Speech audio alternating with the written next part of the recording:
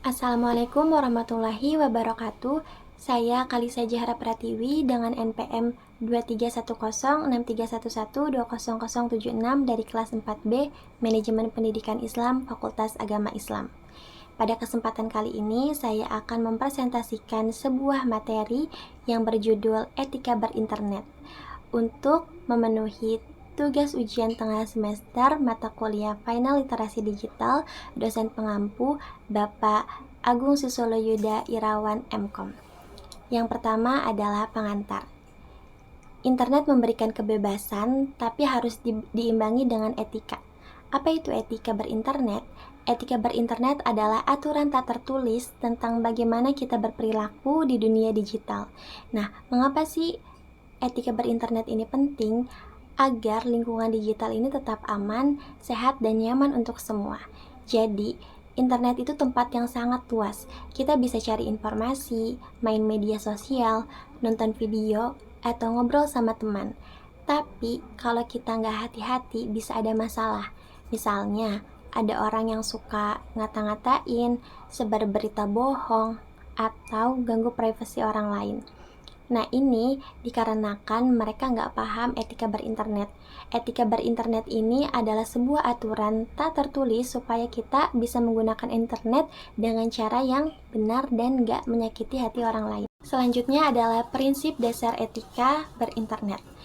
Nah, beberapa aturan penting yang harus kita ikuti saat berinternet. Yang pertama itu adalah pikir dahulu sebelum posting. Jangan sampai kita asal posting sesuatu yang nantinya bisa nyakitin orang lain atau bikin menyesal. Karena setiap yang kita unggah di internet bisa dilihat banyak orang dan sulit dihapus selamanya. Jangan sampai kita asal komentar atau posting sesuatu yang kasar karena bisa menyakiti perasaan orang lain atau malah balik menyerang kita di kemudian hari. Kedua, gunakan bahasa yang baik. Internet memang tempat bebas berekspresi, tapi bukan berarti kita boleh seenaknya berkata kasar atau menghina orang lain.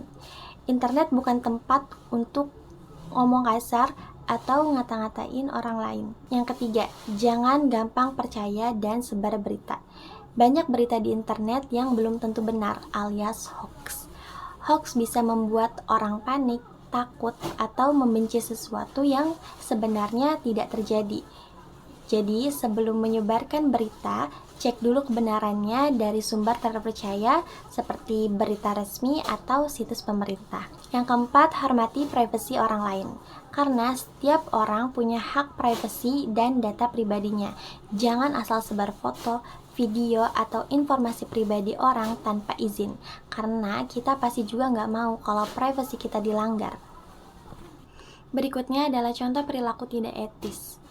Sayangnya, masih banyak orang yang lupa etika saat berinternet. Contohnya itu adalah cyberbullying, seperti ngeledek, menghina, atau mempermalukan orang lain di internet.